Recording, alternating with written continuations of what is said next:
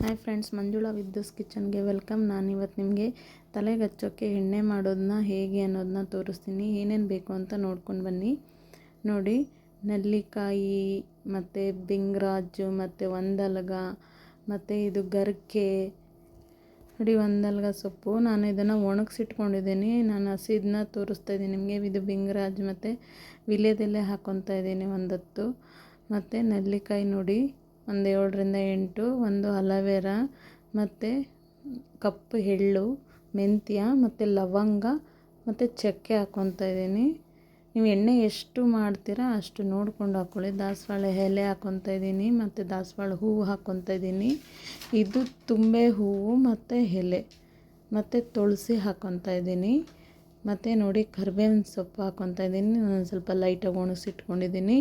ಇದು ನಾನು ಒಂದಲ್ಗ ಸೊಪ್ಪು ತೋರಿಸಿದ್ನಲ್ಲ ನಿಮಗೆ, ಅದನ್ನು ನಾನು ಲೈಟಾಗಿ ಒಣಗಿಸಿ ಇಟ್ಕೊಂಡಿದ್ದೀನಿ. ಹಸಿದು ಹಾಕ್ಕೊಳ್ತಾ ಇಲ್ಲ, ನಾನು ಒಣಗಿಸಿಟ್ಕೊಂಡಿದ್ದೀನಿ. ಅದು ಎಲ್ಲ ಟೈಮ್ಗೂ ಸಿಗಲ್ವಲ್ಲ. ಮತ್ತು ಹಾಗೆ ಮೆಹಂದಿ ಸೊಪ್ಪನ್ನು ನಾನು ಒಣಗಿಸಿಟ್ಕೊಂಡಿದ್ದೀನಿ. ನೋಡಿ, ಪ್ಯೂರ್ ಕೊಬ್ಬರಿ ಎಣ್ಣೆನ ನಾನು ಬಾಣಲೆಗೆ ಹಾಕ್ಕೊತಾ ಇದ್ದೀನಿ.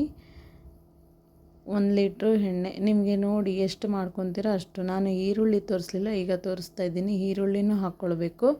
ಒಂದು 3ರಿಂದ 4 ಈರುಳ್ಳಿ ನೋಡಿ ಎಲ್ಲ. ಈಗ ನಾನು ತೋರಿಸಿರೋದಷ್ಟನ್ನು ಅದರೊಳಗಡೆ ಹಾಕ್ಕೊಳ್ಳೋಣ.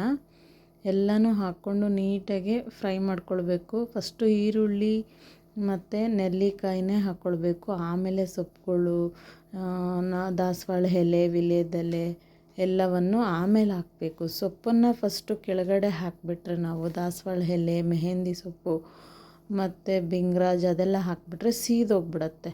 ನಮಗೆ ಚೆನ್ನಾಗಿ ಫ್ರೈ ಆಗಬೇಕಾಗಿರೋದು ಈರುಳ್ಳಿ ಫ್ರೈ ಆಗಬೇಕು. ಈರುಳ್ಳಿ ಮತ್ತು ನೆಲ್ಲಿಕಾಯಿ ಎಲ್ಲ, ಅಲೋವೆರಾ ಎಲ್ಲ.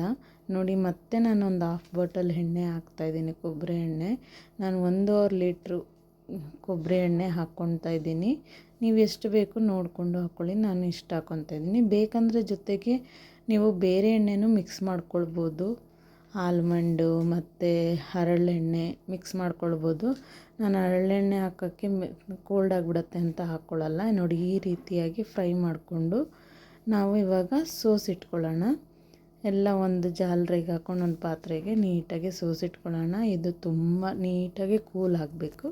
ಲೈಕ್ ಮಾಡಿ, ಶೇರ್ ಮಾಡಿ, ಸಬ್ಸ್ಕ್ರೈಬ್ ಮಾಡಿ.